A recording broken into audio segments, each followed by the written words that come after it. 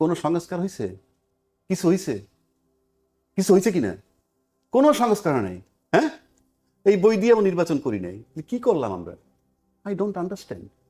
এই বই দিয়ে নির্বাচনে আমি দায়িত্ব নিয়ে বলছি, বাংলাদেশে কেউ যদি প্রমাণ করতে পারে যে এই বই মোতাবেক নির্বাচন হয়েছে, আমি চ্যালেঞ্জ করে দিলাম, তাহলে এই বই মোতাবেক নির্বাচন হয় নাই, এইটাকে মানতেছি না, এই জুলাই সনদ মানতেছি না, আদেশটা মানতেছি না, এইটা মানতেছি না, এই মোতাবেক নির্বাচন হয় নাই। মাঝখানে ইউনূস সাহেব এসে 1.5 বছর কাটায় চলে গেল, এখন দেশ চলছে। কিসে চলছে, কিভাবে চলছে? 2/3 মেজরিটি পাওয়ার পর কিচ্ছু লাগবে না, এইভাবে চলতে থাকবে। কতদিন রক্ষা করতে পারবে তাদের? সেটা ভিন্ন কথা। শেখ হাসিনা তো 16 বছর করছে, আপনি দেখেন কতদিন করতে পারেন। Not so easy. বাংলাদেশে আগের জায়গায় নাই। রাজাকি ভাই, আজকে একটু বলি যে বিরোধী দলীয় নেতা কিন্তু হুঁশিয়ারি দিয়ে দিয়েছেন আজকে। তিনি বলেছেন সংসদে সমাধান আমার শোনার দরকার নাই, কারণ বিরোধী দলের আউট অফ লিস্ট। কারণ সংসদের কোনো কিছু সংসদ দিয়ে অ্যাপ্রুভাল নেওয়ার জন্য আমার কাউকে দরকার নাই পৃথিবীর। ওদিক থেকে তো আপনি নিশ্চিত। এখন বলছি যে রাজপথে আবার সেটার সংখ্যা দেখেন কথা, রাজপথে যাবে যাবে না সেটা হুঁশিয়ারি দিয়েছে। রাজপথে যদি যায়, যে সংসদে হচ্ছে না, রাজপথে যদি যায়, দায় দায়িত্ব কাদের? যারা গেছে তাদের। রাস্তায় যদি যায়, দোষটা কি তাদের হবে? আমি তো স্টিয়ারিং এ বসা। আমার বারবার আমি একটা কথা বলি, বাংলাদেশে আমি অলওয়েজ দেখছি, কয়দিন পরে হয়তো শুনবেন যে এই যদি রাজপথে তারা যায় তাহলে গোয়েন্দা লাগবে, গোয়েন্দার রিপোর্ট নিবে, অ্যাকশন নিবে। কিন্তু রাজপথে গেল কেন?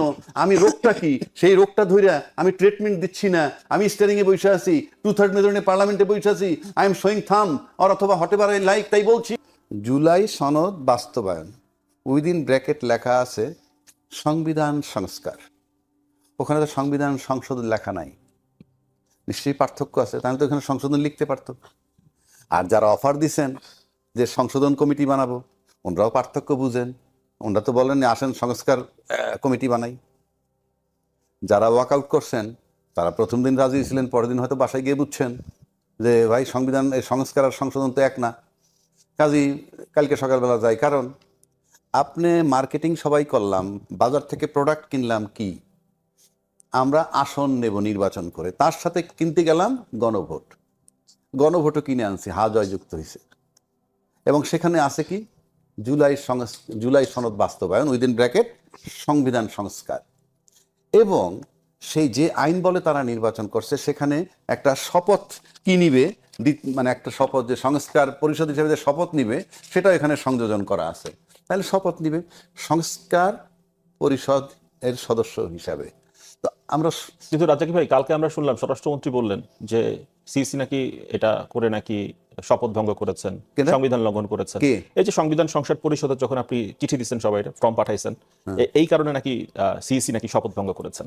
এই গেজেটটা যখন হইছে তখন এর সাথে দ্বিতীয় শপথের কাগজটাও জুড়ে দিছে। এটা কি বিএনপি জানতো না? প্রশ্ন তো সেখানে। সংস্কার কমিটি করলেন, 8 মাস ঘুরলেন, তারপরে গণভোটের আলাপ হইল, তারপরে এই বিধানটা হইল, এই আইনটা হইল, এই আইনের পরে কিন্তু তফসিল হয়েছে, এই আইনের পরে নির্বাচন হয়েছে। তাহলে আজকে সেই প্রশ্ন তুলছেন কেন? হ্যাঁ, সেটাই তো বলছি। সেটা হলো এইখানে বলা আছে, দেখেন এই যে কি গেজেট রাষ্ট্রপতির আদেশ, সেখানে এক জায়গায় বলা আছে 2 নম্বর দফার এক জায়গায় বলা আছে সংসদ নির্বাচন। অর্থ কি? সংসদ নির্বাচন অর্থ এই আদেশ জারির অব্যবহতি পরে অনুষ্ঠিত জাতীয় সংসদের সাধারণ নির্বাচন। আর পারাচ্ছে, এই যে পারি না পারাচ্ছে, এখানে একটা ব্যাখ্যা দিই আপনাকে। পারাচ্ছে মানে কথাটার অর্থ হলো আপনাকে জোর করে করাচ্ছে। কে করাচ্ছে আপনাকে? কে চাপ দিয়েছে? You must disclose it, number 1। Number 2, স্বরাষ্ট্রমন্ত্রীর নৈতিক দায়িত্ব, রাষ্ট্রপতিকে যেই প্রেশারগুলো দিছে, সে ক্রিমিনাল অফেন্স করেছে, এটা তার নৈতিক দায়িত্ব, সুমোটো আমলে নিয়ে তদন্ত করে, নাম্বার 1। নাম্বার 2, রাষ্ট্রপতি যখন বলেছেন, ওত নিছেন, আমি স্বাক্ষর করাইতে পারে। এর মধ্যে তো অনেকগুলো বিতর্কের জন্ম হয়ে গেল। এটা তো রাষ্ট্র, এটা তো রাষ্ট্র। তারপরে ফাইনালি আসেন, এখন কথা হচ্ছে এইটা নাকি উনি দিতে পারেন না, এই আইন মানে এই আদেশ উনি দিতে পারেন না। আমি তর্কের খাতিরে ধরলাম এই আদেশ দেন নাই, এই আদেশ নাই। মনে করুন বাংলাদেশে এই আদেশ হয় নাই, নির্বাচন হয়েছে কেমনে? এই নির্বাচনটা সংবিধান মোতাবেক হইতে পারে? 90 দিনের মধ্যে হওয়ার কথা, হয় নাই তো। এই আদেশ যদি না থাকে, এই নির্বাচন কেমনে হয়? এই আদেশ না থাকলে নির্বাচন বৈধ না। এই আদেশের পরে আপনি নির্বাচন করছেন, তো আপনি এই আদেশ বলে নির্বাচন মানবেন, বাকিটা মানবেন না কেন? রাজা কি ভাই, তাহলে বিএনপি কি চাচ্ছে আসলে এর মধ্য দিয়ে, কি মনে হয় আপনার কাছে? বিএনপি চাচ্ছে কি সেটা আমি জানি না, তবে আমি আগাগোড়া বহুদিন ধরে বলে আসতেছি, 6 মাস যাবত আমি সংবিধান নিয়ে চিৎকার করতেছি, মানুষ আমাকে তিরস্কার দিছে, এখন সবাই সংবিধান নিয়ে আলোচনা করতেছে। I am proud of it to some extent. আলোচনা করতেছে, ফলাফল যাই হোক করতেছে, কমিটি বানান না কেন? এক না তো রে ভাই, আমি বলি আপনাকে, সংস্কার হলে কি হবে? উচ্চকক্ষ নিম্নকক্ষ হবে, ওকে, তারপরে দুদকের নিয়ন্ত্রণ, পাওয়ারের নিয়ন্ত্রণ, সবকিছু শেয়ারিং হয়ে যাবে। আপনি স্বৈরাচার হইতে পারবেন না, বিশাল পরিবর্তন হবে। এই জন্য বলা এটাকে সংস্কার। আর ওই যে সংশোধন মানে কি, এই ওইটা শাস্তি আছে 6 মাস। গণভোট কবে, এটা নিয়ে অনেক কথা হয়েছে, আগে না পরে গণভোট যাওয়ার পর নোট অফ ডিসেন্ট আর চলবে না। গণভোট নিয়ে বিতর্ক ছিল নির্বাচনের আগে নাকি নির্বাচনের দিনে, সেখানেও আজকের ক্ষমতাসীন দল স্ট্যান্ড করছে, উইন করছে। করার পরে নির্বাচন হলো। এবং গণভোটটা কি? গণভোট হইল, বলা আছে সংবিধানের 7 নম্বর অনুচ্ছেদে, এই জনগণ হইল রাষ্ট্রের মালিক, এবং জনগণের অভিপ্রায় প্রকাশ করার জন্যে এই যে গণভোট, তাদের অভিপ্রায়টা প্রকাশ করছে। সেই অভিপ্রায় প্রকাশ করার পর গণভোট জয়লাভ করলো। আজকের প্রধানমন্ত্রীও বলছেন গণভোটকে হাতে ভোট দিছে, তার কথাও ভোট দিতে আমরা মনে করি, তার প্রতি মানুষ আস্থা আনছে, ভোট দিছে, এবং উনি আস্থার থেকে সরবেন না। কিন্তু উনি এখন একেবারেই নীরব। ইটস এ কোশ্চেন মার্ক, উনি নীরব কেন? উনি প্রশ্ন আসবে, এটা স্বাভাবিক। তো যাই হোক, এখন এই যে মালিকদের অভিপ্রায় হইল গণভোট, এখন আমি রাষ্ট্রের মালিক, আমরা ভোট দিছি, আমাদের অভিপ্রায় গণভোটের ভিত্তিতে সংস্কার হবে। এটা গণভোট হইলেই যে আইন হয়ে যাবে তা না, কিন্তু গণভোটের আলোকে আইনসভায় এটা ঢুকিয়ে আইনে রূপান্তরিত করতে হবে সংস্কারের ফর্মে। বাট বাংলাদেশের ট্রেডিশন 2/3 মেজরিটি পাওয়ার পর, যখন যিনি 2/3 মেজরিটি পেয়েছেন গত 55 বছরের ইতিহাসে, তারা আইনের ঊর্ধ্বে উঠে যান। কোনো আইন তারা মানবেন না, কিছু ধার ধারবেন না, এবং রেজাল্ট 0 পরিষ্কার। না, এবারও কি সেরকম সংখ্যা দেখতেছেন? 2/3 মেজরিটি পাওয়ার পর না মানলে কিছুই হবে না। আপনি না মানলে মানে আমি আলোচনায় বসলাম, মানলাম না, কিছু। সংসদ কিন্তু চলছে, কিভাবে চলছে? আপনি টোটাল অনিয়মে চলছেন। আপনি যে এখন সংশোধন কমিটি করতে চান, এ নিয়ে তো কোনো আলোচনাই হয় নাই কখনোই। আগে পরে তো আলোচনা হয় নাই, এখন করতেছেন। এটা আপনি করতে পারতেন যদি গণভোটটা না আসতো, গণভোট ইস্যু না থাকতো যে আমাদের এই সংস্কার করা দরকার, আমরা একটা কমিটি করি। আপনি সংস্কার করার জন্য গণভোটকে মাঠে নিয়ে এসে পাশ করাই আনার পর আপনি সেখানে সরে যাচ্ছেন। আপনি মানুষের আস্থা আপনাদের উপর থেকে উঠে যাচ্ছে, কোনো সন্দেহ নাই। একদম আস্থা উঠে যাচ্ছে। তাদের কি করা উচিত?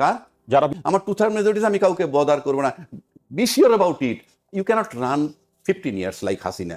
যদি ওইটা কেউ মনে করেন আপনারা যে হাসিনা যেভাবে, আমি আবারও বলছি, আগেও বলছি, এখনো, হাসিনা যেভাবে বাংলাদেশের প্রশাসনকে তার মতো করে ব্যবহার করছে, সেকেন্ড ম্যান বাংলাদেশে আগামী 100 বছরে আসবে না যারা প্রশাসনকে এইভাবে ব্যবহার করছে। নাম্বার 2, প্রশাসনটা বিরাট লেসন পাইছে হাসিনার সাথে কোঅপারেট করে কাজ করতে গিয়ে। আপনি প্রশাসনকেও সেভাবে পাবেন না। সুতরাং আলটিমেটলি কোথায় যাবে আমরা কনসিকুয়েন্স সম্পর্কে বলতে পারি না। বা বের হয়ে গেল, কিন্তু এই ব্যক্তির ব্যাপারে কিন্তু রাষ্ট্র কোন ব্যবস্থা নেয়নি বা সরকার কোন ব্যবস্থা নেয়নি। আপনি এটা চিন্তা করেন, গত 15 বছর এই ধরনের কোনো কথা বললে কি হতো? তার চাকরি চলে যেত। এমনকি তার ওই যে মানে জিয়াউর রহমানকে স্মরণ না করা, ওই যে এটা আমি একটু সহি, এটা তো সংবিধান ফলো করছে। You are following constitution. সংবিধান আছে, বঙ্গবন্ধু দেশের জাতীয় স্বাধীনতার ঘোষক। আমি বঙ্গবন্ধুর স্বাধীনতার ঘোষক মানতে চাই না পার্সোনালি, ফর এক্সাম্পল, কিন্তু বইতে লেখা আছে মানবো না, এটা হয়। আপনি চেঞ্জ করেন না কাগজটা, চেঞ্জ ইট, বাধ্য। ঐক্যমত্য কমিশনে করেছে, এত সুন্দর করে ঐক্যমত্য কমিশন নিজেকে জুলাইয়ের পক্ষে বলে সে নিজে প্রস্তাব করে গেছে বঙ্গবন্ধুর ব্যাপারে, তার একই ধরনের কথা। ঐক্যমত্য কমিশন কথা আমি দেখছি না কোথাও। মানে আপনি জাস্টিফাইবল কোনো প্রপোজাল, যে প্রপোজালগুলো আমি আপনাকে 3টা উদাহরণ দিলাম, আপনি যে জাতীয়ভাবে আমাকে ইম্পোজটা করলেন 4টা প্রশ্ন দিয়ে, এখানে যে আমাকে কোনো চয়েস করার সুযোগ দিলেন না, সবগুলোর জন্য হ্যাঁ বা না, আমাকে যে বাধ্য করলেন হ্যাঁ না করতে। আমি তো এখানে 50%, 60% একমত, 70% একমত ধরতে পারেন, কিন্তু আমি বাকি 30% একমত। অথচ ওই 70% এর জন্য আমাকে 30% এর মতামত ছেড়ে দিতে হলো। এটা তো ঐক্যমত্য কমিশনের চালাকি, এটা চতুরতা। আপনি এই জিনিসটা কখনো, আপনারা যেই কথাটা বিএনপির উপরে কন্টেম করছেন, এই কন্টেম করা দরকার আপনাদেরকে আগে ঐক্যমত্য কমিশনকে নিয়ে, এবং ঐক্যমত্য কমিশনের বিচার করা দরকার। তারা কেন এই ধরনের তো শুনলাম, আপনি বিচার করেন যাই করেন, ফসল তো এসে গেছে। ফসল কি রকম? একটা ইন্ডাস্ট্রি হইছে, এই ইন্ডাস্ট্রির ভিতরে কিছু প্রোডাক্ট বাজারে চলে গেছে, বিস্কিট, সাবান, কেক, সবকিছু। পরে কথা হইলো কি, ইন্ডাস্ট্রিটা এস্টাবলিশড হইছে, অনিয়ম, কিছু কাগজপত্রের ত্রুটি আছে, ভালো কথা, ইন্ডাস্ট্রি বন্ধ করে দিলাম। প্রোডাক্টটা কি হবে? প্রোডাক্ট তো বাজারে খাইতেছে, কাপড় ধুইতেছে সাবান দিয়ে। তা আমার তো গণভোটের পারপাসই শেষ। এটা পাশ করলেই কি, আর ওই যে রাষ্ট্রপতির যে আদেশ ফেল করলেই কি, এটার ফসল তো গণভোট এসে গেছে। এইটাকে কি করবেন? আপনি যে আদেশটা আপনি সবগুলো অধ্যাদেশ জারি করেন সংবিধানের এই ক্ষমতা বলে, কিন্তু একটা আদেশ জেনে দেওয়ার সময় যেটা সবচেয়ে ইম্পর্টেন্ট, আপনি এই চালাকিটা কেন করলেন? একটা আদেশ দেওয়ার সময় আপনি সংবিধানের কোন ক্ষমতা বলে এটা করছেন? এটা কেন করলেন না? কেন এইটা বলে দিচ্ছি, এটা বলেন না কেন আপনি? এটা বলে দিচ্ছি, আপনি সবগুলোতে এইটা এখানে বলা আছে, এটা এখানে বলা আছে। আমার কাছে মনে কি মনে হয় কি তারা, আমার কাছে মনে হয় ঐক্যমত্য কমিশন নিজেই এই জাতীয় অনৈক্যতা তৈরি করার একটা ফ্যাক্টরি তৈরি করে গেছে। এবং কি অদ্ভুত তার প্রক্রিয়াতে বিএনপিকে কোণঠাসা করেছে, 30 ভাগের 1 ভাগ ভোট দিয়েছে। এটা কখনো জাস্টিফাই করেন কিভাবে? এই ইনজাস্টিস হয় না বিএনপির প্রতি? আবার আপনি দেখেন বিএনপি যেগুলো নোট অফ ডিসেন্ট দিচ্ছে সেগুলোকে আপনি প্রশ্ন নিয়ে আসলেন, সেখানে কি বিএনপির প্রতি আপনি অন্যায় করলেন না? বিএনপি দল বাদ দিলাম, বিএনপির সমর্থকদের প্রতি অন্যায় করলেন না? যারা বাংলাদেশে বিএনপিকে সমর্থন করে যে নাগরিকরা, সেটা কিন্তু আমরা কেউ বলছি না। 3 নাম্বার হলো আপনি যে প্রস্তাবগুলো সামনে নিয়ে আসছেন সেই প্রস্তাবগুলো কি বাংলাদেশের সুশাসন নিশ্চিত করতে পারে? আপনি কিভাবে যাচাই করলেন? আপনি তো কম্পারেটিভ পলিটিক্সে আমি দেখালাম আপনাকে, সাউথ এশিয়ার 3টা দেশে দেখালাম যে এই কাজগুলো করার পরে সুশাসন আসে না। তাহলে আমি যে আজকে উচ্চকক্ষ বানাবো, আমি যে আরো 100টা মাস্তান বানাবো না, আমি যে আনুপাতিক নির্বাচন বানিয়ে ছোট ছোট কয়েকটা দলে এনে সরকারকে অস্থিতিশীল করবো না, এই কথা বলতে 1 মিনিট শুনে একটু বিরতি দেব, 1 মিনিট শুনবো। পলিটিশিয়ান গুলো কি করলেন? 8 মাস লেফট রাইট করলেন, আর গেলেন আর আসলেন। তখন 3 মাসের মধ্যে নির্বাচন নিতে পারলেন না, তখন গিয়া বললেন না ইউনূস সাহেব আপনার লোকের সাথে কি বসবো আমি, আমার তো মেয়াদ শেষ হয়ে যেতেছে, in accordance with the constitution 7ই নভেম্বর 2024 মধ্যে নির্বাচন দেওয়ার কথা। আপনি এই সমস্ত আলাপ রাখেন, কেউ কি বলেছেন? নো, কারণ হাফিজউদ্দিন সাহেব কনফার্ম করছেন আমরা সব মেনে নিছি, ফাইনালি গণভোটও মেনে নিছি। যদি নির্বাচন না হয়, এই যে যদি নির্বাচন না হয়, এই যে আপনি থিওরি আপনি ওইগুলা মেনে নিছেন, ওইগুলা ছলচাতুরি মেনে নিয়ে আইসা এখন আপনি টেক ওভার করার পর 2/3 মেজরিটি আপনি ছলচাতুরি করবেন। এটাই শুনবো বিরতির পর। আগে সতর্ক করে নাই, এখন কেন বিএনপি এগুলো বলতেছে? বিরতির পর আগে সতর্ক করছে, বিএনপি কন্টিনিউয়াসলি বলে গেছে। বিরতির পর ফিরে শুনি, দর্শক বিরতির পর আবার ফিরছি প্রকাশে।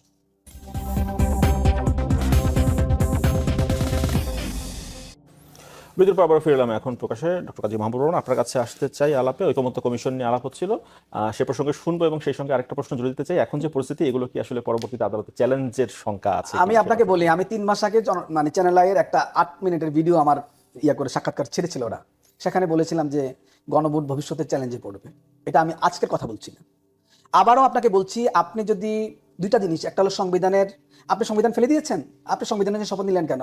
কত মানে 2 বছর সংবিধান অনুসারে কাজ করতে গেলেন, আপনি অধ্যাদেশ জারি করার সময় সংবিধানে এত ধারা মানলেন কেন? আপনার কে মানতে বলছিল? আপনি পুরো প্রক্রিয়ায় আপনাকে দেখা গেল যে সংস্কার করার সময় বলতেছেন আমি সংবিধান মানি না, আবার আপনি যখন অধ্যাদেশ জারি করতেছেন তখন বলতেছেন আমি সংবিধান মানি, আমি শপথ গ্রহণ করতেছেন তখন সংবিধান মানেন, যখন সব অনেক কাজ করতেছেন সংবিধানের ধারা করে, আবার যখন আপনি আপনার মনে চাচ্ছে তখন সংবিধান ভায়োলেট করছেন বা সংবিধান ফেলে দিচ্ছেন। জিনিস বলি একটু, অ্যাটর্নি জেনারেলও কিন্তু শপথ নিচ্ছে ওই সময় কিন্তু যে এনসিপির আহ্বায়ক নাহিদ ইসলাম কিন্তু উপদেষ্টা শপথ নিচ্ছে। তারা কোন ক্ষমতা বলে শপথ নিচ্ছে, এই প্রশ্ন কিন্তু এসেই যায়।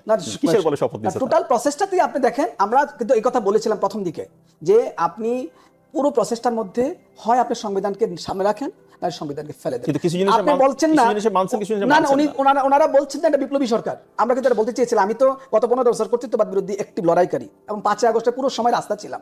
সুতরাং আমরা এটাকে ওন করি, আমাদের প্রত্যেকের ঝুঁকি আছে। কিন্তু আমার কথাটা হলো এই যে আপনি এটাকে যদি সাস্টেইনেবল করতে চান, টেকসই করতে চান, আইদার আপনাকে কাস্টমস অনুসরণ করতে হবে, প্রথা অনুসরণ করতে হবে, অথবা আপনি সংবিধানের সংবিধানের যে রুলস আছে সেগুলো মেনে করবেন। আপনি কি 1971 হওয়ার কারণে কি পাকিস্তানের পুরো আইন সব ফেলে দিয়েছেন? ফেলেন নাই তো। রাজাকি ভাই বলছিলেন যে এই সংবিধান বিপ্লবীদের রক্ষা করতে পারবে না। আরেকটা বিষয় বলি, আপনি কি পাকিস্তান সৃষ্টি করার সময় 47 সালে ব্রিটিশ সব ল ফেলে দিয়েছেন? তাহলে আপনি তো ধারাবাহিকভাবে সব মেনে চলতেছেন। আপনি নতুন সংবিধান বানালেও তো বিশ্বের বিভিন্ন লগুলোকে ঢুকাচ্ছেন। আমি আপনাকে বলি, আপনি যদি জুলাইকে, আপনি যদি সনদকে টেকসই করতে চান, আলাপ আলোচনার মধ্য দিয়ে সাংবিধানিক প্রক্রিয়ায় প্রয়োজনে নতুন একটা গণভোট করে, আপনাদের যদি ঐক্যমত থাকে নতুন একটা গণভোট করে এটাকে স্থায়ী করেন। না হলে কিন্তু আপনি যদি প্রক্রিয়া না মানেন, আপনি আজকে 20 বছর পরে কিন্তু আপনার আদালতে বলবে এটা প্রসেস মানে নাই। রাজাকি ভাই আমি শেষ করে দিই, আমি জানি না কতটুকু সময় আছে। আমরা একটা পিকুলিয়ার বাংলাদেশে আছি। আপনি বলেন 5ই আগস্টের পর ইউনূস সাহেবের 17-18 মাস গেল, তারপর একটা নির্বাচন হইল, মন্ত্রিপরিষদ গঠিত হলো, দেশ চল। আমাদের যে নির্বাচনগুলো হয়েছে 73 থেকে 79, আপনি দেখেন 79 থেকে 86, 86 থেকে 91, 91 থেকে 96 দুইটা, আবার 2001। আপনি দেখেন প্রত্যেকটা জায়গায় গ্যাপ আছে, অনেকগুলো জায়গাতে গ্যাপ আছে। আপনি 88 সালে নির্বাচন করেছেন, তারপরে আবার কিন্তু 91 সালে নির্বাচন করছেন। সংসদের মেয়াদ কি পূর্ণ হয়েছে? আপনি নির্বাচন করেছেন 96 সালে একবার, করার পরে 15 দিন পর একটা নির্বাচন করেছেন আপনাদের চাপে। এই যে তখন কি সংসদের মেয়াদ পূর্ণ হয়েছিল?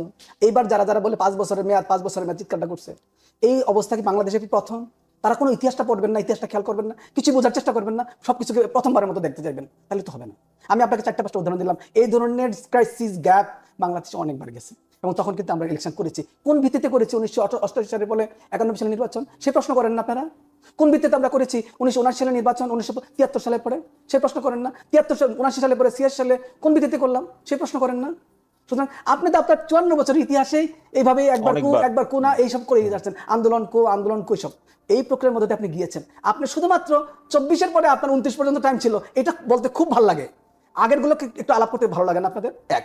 দ্বিতীয়ত হলো আপনি এই ক্রাইসিসগুলো, আমি নতুন না, এটা পড়তে হবে একটু।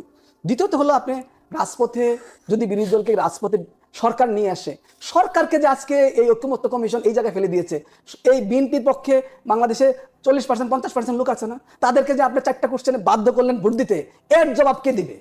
আপনি এই প্রশ্নটা করেন না ঐক্যমত্য কমিশনকে। ঐক্যমত্য কমিশন, তুমি বাংলাদেশের 40% লোকরে তোমার মতো করে ভোট দিতে বাধ্য করলা কেন? এই প্রশ্ন কেউ করবে না? আজকে করুক, কালকে করুক, প্রশ্ন করবে না? কিন্তু আমরা আলাপটা যদি করি বিচ্ছিন্নভাবে, টোটাল প্রসেস, টোটাল প্রক্রিয়া, টোটাল কন্টেন্ট সবটা নিয়ে আলাপ করতে হবে এবং বুঝতে হবে আসলে জাস্টিসটা হচ্ছে কিনা। আমরা এটা চাই অ্যাটলিস্ট, সেটা হলো কি, আমাদের সুশাসন লাগবে। সুশাসনের জন্য আমাদের সংবিধান সংস্কার লাগবেই, সংশোধন বলেন, সংস্কার বলেন, সংবিধানের পরিবর্তন লাগবে সুশাসনের উপযোগী করে। এই আলাপের মধ্যে তো কারণ ডিবেট নাই, প্রক্রিয়া নিয়ে ডিবেট আছে। এবং এই আলাপটা আপনি কেমনে করবেন? ঐক্যমত্য ভিত্তিতে করবেন। এখন আপনি যদি বলেন ওনাদের আলাপটাকে কার্যকর করার জন্য তাদেরকে বলেন, আবার ওনাদেরকে বলেন তাদের আলাপ, আজকে যদি জামাত ক্ষমতা আসতো বা অন্যরা ক্ষমতা আসতো, তাহলে কি বিএনপির ইচ্ছা অনুযায়ী সংশোধন করতো? বিষয়গুলো কিন্তু আমাদের এইভাবে দিত। এখন ব্যাপার হলো যে গণভোটের রায়, ঠিক আছে, গণভোটের রায় খুব সম্মানজনক, কিন্তু গণভোটের রায়টা দেওয়ার জন্য যে প্রক্রিয়ায় প্রশ্নগুলো উত্থাপন করলো, এই প্রক্রিয়াতে তো ঐক্যমত্য ছিল না। এই 4টা প্রশ্নে কোনো ঐক্যমত্য নাই জাতীয়ভাবে। কিন্তু আপনি জুলাই সনদে লিখলেন, আদেশে লিখলেন যে জাতীয় ঐক্যমত্য ভিত্তিতে নাকি আপনি গণভোট দিচ্ছেন। কোথায়? আপনি এটা করেন নাই। রাজাকি ভাই, আমি জানি না উনি কোন অ্যাঙ্গেল থেকে কিভাবে বলতেছেন। উনি অনেক ত্রুটি বিচ্যুতি বলছে অতীতের, মেয়াদের আগে নির্বাচন, ফাইন, আমি তো অ্যাডমিটেড, বাংলাদেশে 54 বছর সেভাবেই চলছে, সেখান থেকে তো পরিত্রাণ পাইতে চাইছিলেন।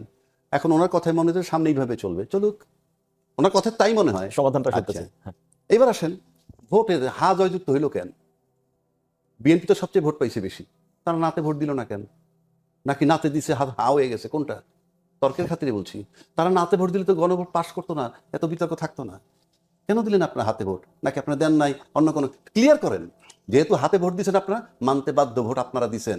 আপনি এখন যত ওই 2/3 মেজরিটির বল দেখাইতে পারেন, সুতরাং every action has an equal and opposite reaction. পার্শ্ব প্রতিক্রিয়া আপনার নিতেই হবে। আমি আবারও বলছি, আপনি হাতে ভোট দিচ্ছেন আপনারা, নাহলে বিএনপি যদি নাতে ভোট দিতে তাহলে ফেল করতো না, যেহেতু সে মেজরিটি পাইছে, তাহলে আপনি হাতে ভোট দিচ্ছেন, ওখান থেকে সরে যাওয়ার পথ নেই। এখন সমাধান দেই। এখন প্রশ্ন হচ্ছে, সংস্কার যদি হয়, যেভাবে চাইছি সেইভাবে, মনে করেন যেভাবে চাইছি সেইভাবে, নোট অফ ডিসেন্ট কিচ্ছু নাই, এটা যদি সেই মোতাবেক মনে করেন সংশোধন হয়ে গেল, আপার হাউস, লোয়ার হাউস, তারপরে বিচারপতি নিয়োগ করার প্রক্রিয়া আলাদা, সব যার যার যে সংস্কার মতো হইল। এইবার আসেন, যদি সেটা হয়, প্রথম বলেন আপনি আমাকে, এটা হলে কি কালকে সকালবেলা জামাত শিবির ক্ষমতা আসবে? কথার কথা, আসবে না তো, নির্বাচন লাগবে। এইটা হলে কি মুক্তিযুদ্ধের চেতনা নষ্ট হবে? আমি দায়িত্ব নিয়ে বলছি হবে না। 3 নম্বর আসেন, কোন দেশের সাথে আমার সম্পর্ক নষ্ট হবে? এটা আমার আভ্যন্তরীণ। 5 নম্বর, জনগণের কোনো ক্ষতি হবে? নো। 6 নম্বর, দেশে কোনো ক্ষতি হবে? নো। এবং এই যে কোনো ক্ষতি হবে না, সেইটা আপনি করতে চান না। কেন করতে চান না? গণতন্ত্র শক্তিশালী হবে এটা করলে, দেশের ক্ষতি হবে না, কিন্তু গণতন্ত্র শক্তিশালী হবে। আর গণতন্ত্র শক্তিশালী মানে হলো সরকারের জবাবদিহিতার আওতায় অটোমেটিক পড়বে, সে সিস্টেমই তাকে জবাবদিহিতায় পড়বে। তারপরটা হলো পাওয়ার শেয়ারিং। এইটা এনরা চান না বইলা, এটা হাসিনার গুণে গুণান্বিত যারা, তারা এটা চান না বইলা ওইটা করতে চাচ্ছেন না। অর্থাৎ আপনি যদি দেশপ্রেমিক হন, গণতন্ত্র শক্তিশালী করতে চান, আপনি মুখে যাই বলেন না কেন, ভিতরে ভিতরে আপনি যদি প্রশ্নের উত্তর পান যে আপনি পিওর বাংলাদেশি, তাহলে আপনি সংস্কার করবেন। আর যদি ফিল করেন যে না আপনি বাংলাদেশি না, আপনার কথা আমি বলি না, আপনি বাংলাদেশি না, উনি বাংলাদেশি না, আপনি ফিল করলে, আপনি যদি ফিল করেন আপনি বাংলাদেশি, সংস্কার হবে না। সংস্কারটা তো আপনি করতে চাচ্ছেন, কেউ চাচ্ছে না, কেউ তো বলে না সংস্কার করতে চাচ্ছে না, সংশোধন করতে চাচ্ছে না, সুশাসন নিশ্চিত করতে চাচ্ছে না। আমরা কেন ঠেলে কাউকে বলছি সে চাচ্ছে না? এটা একটা হলো ইম্পোজিশন। আমি পুরো প্রক্রিয়া বলছি, গত 15-2 বছর কারোর বিরুদ্ধে ভোটের ব্যাপার না। আপনাদের এখানে বলা হয়নি, সেটা হলো যে আপনি দেখেন ঐক্যমত্য কমিশনে কিন্তু 30টা ভোটের মধ্যে মানে যেভাবে টিক দিয়েছে, এর মধ্যে কিন্তু একটা ভোট হলো বিএনপি। অথচ বিএনপির যে রাজনৈতিক অবস্থান, মানে তার মানে লক্ষ লক্ষ কোটি কোটি সমর্থক, সেও মানে তার পক্ষ হয়ে 1 ভোট দিতে পারে একটা ইস্যুতে, আবার যার 700 800 1000 সমর্থক বা 5000 সমর্থক, সে 1 ভোট দিতে পারে।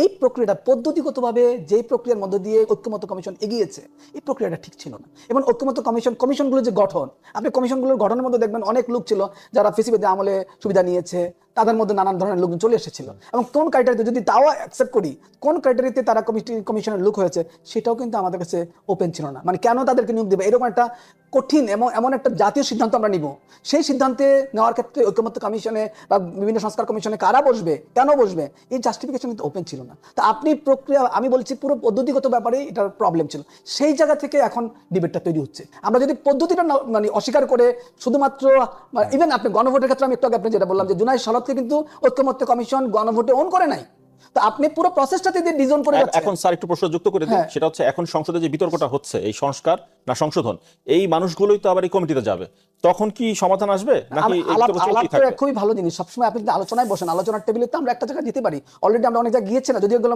মানে আপনি যে প্রক্রিয়ার মধ্যে দিয়ে গিয়েছেন ঐকমত্য কমিশনে, সেই প্রক্রিয়াটা ঐকমত্য কমিশন রাখে নাই, কিন্তু রাজনৈতিক দলগুলোর মধ্যে কিন্তু ডিবেট কম ছিল। আপনি একটা জিনিস দেখেন, দ্বাদশ সংশোধনের সময় আমরা ওটা কিন্তু মৌলিক স্ট্রাকচার পরিবর্তন করছি, তখন কিন্তু আমরা সংশোধনী বলতে পারছি, এবং দ্বাদশ সংশোধনের সময় কিন্তু রাজনৈতিক দলের ঐক্যমত্যের ভিত্তিতে কাজটা করেছি। তখন তো আমরা বলি নাই যে মানে আমাদের এরকম একটা ঐক্যমত্য কমিশন লাগবে, তখন তো আমাদের নন পার্টিজান এরকম কোনো সিভিল ঐক্যমত্য কমিশন ছিল না রাজনৈতিক দল, কিন্তু রাজনৈতিক দলগুলো তার মৌলিক কথাটা কিন্তু রাখছে। অন্যান্য অনেকগুলো ছিল যেগুলো শেষ হয়নি, সমাধান হয়নি, কিন্তু দ্বাদশ সংশোধনের যে মৌলিক জায়গাটা কিন্তু রাজনৈতিক দল একমত হয়েছে এবং সংশোধনী করেছে। আমরা এইবার করেছি কি, আমাদের ঐক্যমত্য কমিশন বেশি উচ্চাবিলাস করতে গিয়ে রাজনৈতিক দলগুলোর উপর আস্থা হারিয়ে ফেলেছে। আস্থা হারিয়ে ফেলে নিজেরা মানে একটা আমি বলবো একটা ইম্পোজ সংস্কার আরোপ করেছে, একটা মানে আরোপণ, মানে আপনার মতো করে বাংলাদেশকে ভালো করতে চান, কি করতে চান সেজন্য আপনি বললেন আমাকে উচ্চকক্ষ দিতে হবে, আমাকে আনুপাতিক নির্বাচন দিতে হবে। অথচ আপনি দেখেন, আমি আপনাকে উদাহরণ দিতে পারি, পাকিস্তান উচ্চকক্ষ আছে, আনুপাতিক নির্বাচন আছে, কিন্তু সেখানে ফেসিবাদী শাসন আছে এবং সেখানে কিন্তু কর্তৃত্ববাদের টপ লেভেলে মানে ডেমোক্রেসি ইন্ডেক্সে। আপনি শ্রীলঙ্কা কিন্তু উচ্চকক্ষ করে এটা অ্যাভয়েড করেছে, তারা বাদ দিয়েছে, এবং আনুপাতিক নির্বাচন আছে। আপনি সেখানে কিন্তু বিপ্লব হয়েছে, ফেসিবাদ আসছে। আপনি নেপালে যান, সেখানেও কিন্তু বিপ্লব হয়েছে কয়েকদিন আগে। তো আপনি যে দেখতে পাচ্ছেন এই যে বিপ্লব আনুপাতিক নির্বাচন, আমি দুইটা উদাহরণ দিলাম, আনুপাতিক নির্বাচন উচ্চকক্ষ করে কিন্তু কেউ মুক্তি পায় না, সুশাসন আছে। তো বাংলাদেশে আপনি যে সংস্কার বিষয়গুলো সামনে নিয়ে আসলেন, এগুলো যে আমাদের সুশাসন নিশ্চিত করবে, আমাদেরকে ফেসিবাদ থেকে মুক্ত করবে, এর প্রমাণটা কোথা থেকে আসলো? আমি তো মনে করি ঐক্যমত্য কমিশন একটা প্যাকেজ আমাদের আরোপ করে দিল। তো সেই জায়গাতে কিন্তু আপনাকে আলাপটা করতে হবে। আপনি যদি আলাপ করেন যে আমি মানি না কেন, সে মানে না কেন, সেই আলাপ করলে কিন্তু হবে না। আলাপ করতে জাতির জন্য এই আলাপ প্রয়োজন আছে কিনা, সেখানে কি কথা বলছি না। রাজা কি ভাই, মানে এক পক্ষ সংস্কার এক পক্ষ সংশোধনীতে আটকে থাকলে তো সমাধান আসবে না। গণভোটের প্রস্তাবক আজকের ক্ষমতাসীন দল, নোট অফ ডিসেন্ট দিয়ে তারা যখন জুলাই সনদ স্বাক্ষর করে, সেখানে তারা ঐক্যমত্যে যাইতে পারে নাই বলেই গণভোট ফাইনালি বলছে গণভোট হবে। আপনি গণভোটে যাওয়ার পর নোট অফ ডিসেন্ট কিভাবে এই প্রক্রিয়াতে আমরা আসলাম, আজকে যে বিতর্কটা, সেই বিতর্কটা আপনি খেয়াল করেন যে পুরো পর্বটাতে কি ছিল। সরকার গঠন করার পরে আলাপ তো প্রথম শুরু হয়েছিল সংবিধান, নতুন সংবিধান বানাবে, এই আলাপ কিন্তু এখন নাই। তো আপনি নতুন সংবিধানের আলাপ থেকে কিন্তু সংবিধান সংস্কার আলাপে ঢুকলেন। তাহলে আপনি এখন যে আলাপে আসছেন, সংস্কার মানে সংবিধান ফেলে দেওয়া, এই সেই নানান কথা যেটা বলছেন, এই আলাপ তো আপনি একদম প্রথমে তুলেছেন, নতুন সংবিধান চান। তো আপনি নতুন সংবিধান থেকে বের হয়ে কিভাবে সংস্কারে আসলেন, কি কারণে আসলেন? যারা নতুন সংবিধান চেয়েছিল, আবার এখন আলাপ হচ্ছে হলো সংবিধান সংস্কার এবং সংশোধন। এখন আপনি যদি আমি আইনি ব্যাখ্যা হয়তো আরো জটিল থাকবে, সংস্কার এবং সংশোধন। আপনি সংশোধন করলেই তো এক ধরনের সংস্কার হয়, যে কোনো সংশোধন করলেই। আপনি যদি সংবিধানের যে কোনো ধরনের সংশোধনী আনেন, এটা এক ধরনের সংস্কার না। রাজনীতির ভাষাতে এরকমই। এখন আপনি তো রাষ্ট্রবিজ্ঞানের অধ্যাপক, আমি একটু ছোট করে বলি, ধরেন যে সংস্কার বলতে আমরা যেটা বুঝি, ধরেন যদি আপনি ফেডারেল ব্যবস্থা থেকে কনফেডারেলে চলে গেলেন, তখন ধরেন যে আপনি সংবিধান সংস্কার করে ফেললেন। এখন ধরেন যে আপনি একটা নতুন একটা মৌলিক অধিকারের কিছু একটা যুক্ত করলেন, সেটা হচ্ছে গিয়ে আপনি সংশোধনী বলতে পারেন। তখন এটা সংশোধন হবে না। আমার কাছে আপনি এই যে আমরা সংসদীয় ব্যবস্থা আসলাম, আমরা যে সংসদীয় ব্যবস্থা আসলাম, তো সংসদীয় ব্যবস্থা আসার পরে সংবিধানকে আমরা সংশোধন করি নাই, তাহলে এটা কি মৌলিক পরিবর্তন করে ফেলেছি না? আমরা স্ট্রাকচার পরিবর্তন করে ফেলেছি দ্বাদশ সংশোধনীর মাধ্যমে। তাহলে আপনি সেটাকে যদি সংশোধনী বলতে পারেন, দ্বাদশ সংশোধনী, জায়গাটা আপনি মৌলিক স্ট্রাকচার পরিবর্তন করে ফেলেছেন, এখন আবার আপনি কোন অর্থে সংস্কার বলতেছেন? মানে আপনি তো অলরেডি এই বাংলাদেশের যে সংবিধান সংস্কার বা সংশোধনী পরিবর্তনের এই যে প্র্যাকটিস, এটা তো আজকে না, বাংলাদেশ তো 54 বছর ধরে এটা করছে। তো অলরেডি 17 বার করেছেন, এর মধ্যে মৌলিক অনেকগুলো কাজ করেছেন। আমি একটা উদাহরণ দিলাম দ্বাদশ সংশোধনীর কথা। তো দ্বাদশ সংশোধনীর মাধ্যমে এই যে এটাকে বলেন সংশোধনী, আপনি অথচ পরিবর্তন করলেন কি, রাষ্ট্রপতি ব্যবস্থা থেকে আপনি সংসদীয় ব্যবস্থা চলে আসলেন, মৌলিক পরিবর্তন করলেন না। আপনি যেটা এখন বললেন, আপনার কথার বাইরে চলে গেলেন, এটা মৌলিক পরিবর্তন করলেন, কিন্তু নাম দিলেন সংশোধনী। তাহলে এটা কি? আমার কাছে যেটা মনে হয় সেটা হলো এই যে প্রক্রিয়ার মধ্য দিয়ে বাংলাদেশে কিছু রাজনৈতিক দল বা যারা যারা একটা অবস্থান নিচ্ছে, এইটা কেন নিচ্ছে, সংস্কার কেন করছে, সংস্কারটা কেন জাস্টিফাইবল, এবং এই যে আপনি জুলাই সনদকে বাস্তবায়ন করার জন্য গণভোট, এই কথাটা কি ঠিক আছে? আমি এই কথাটা আপনাকে বলি, এই প্রশ্নটা আপনি দেখেন, জুলাই সনদকে বাস্তবায়ন, জুলাই সনদে বিষয়গুলো আপনি নোট অফ ডিসেন্ট সহ অ্যাকসেপ্ট করলেন স্বাক্ষর করতে, তাহলে তো আপনি গণভোটে আসবেন একই প্রক্রিয়ায়, কিন্তু আপনি তো গণভোটে এসে মডিফাই করে ফেললেন। মডিফাই করে আপনি বললেন ঐক্যমত্য কমিশনের সুপারিশ নিয়ে আসলেন। জুলাই সনদে যা আছে সেটা হলো নোট অফ ডিসেন্ট সহ, আর আপনি যেখানে গণভোট দিয়েছেন প্রশ্নগুলো, সেখানে তো ঐক্যমত্য কমিশনের সুপারিশগুলোর প্রায়োরিটি। তাহলে আপনি জুলাই সনদ বাস্তবায়ন করছেন কোথায়? আপনি দেখেন পুরো জায়গাটাতে আমাদের অনেকেই, সবাই খুব বিজ্ঞ, আমরা সবাই খুব চমৎকারভাবে বলছেন, কিন্তু একটা জিনিস খেয়াল করছেন না, আমরা কিন্তু কোনো পুরো প্রক্রিয়া কি ইনকনসিস্টেন্ট হয়ে যাচ্ছে কিনা। আমি একবার আপনাকে একটা উদাহরণ দিলাম যে আপনি কিন্তু বলছেন নতুন সংবিধান, আপনি বলছেন সংস্কার, আপনি বলছেন সংশোধন, স্যার আবার আপনি বলছেন ওই দ্বাদশ সংশোধনী, আবার এখানে বলতেছেন সংস্কার। এখন যখন আবার আপনি মানে এখন অনেকগুলো যখন সরকারি দল আবারও একটা বলছে বিশেষ কমিটি করবে, তখন তো এটা ঐকমত্য কমিশনের এক ধরনের ফরমেশনই তো মনে হচ্ছে। রাজা কি ভাই আপনার মন্তব্যটা শুনবে এটা নিয়ে, যে একটা বিশেষ কমিটি করতে ভেরি চায়? সিম্পল তো, সংস্কার উনি বলতেছে সংস্কার মানে সংশোধন। যদি সংস্কার একই অর্থ হয় তাহলে আপনি সংশোধন কমিটি না বানায়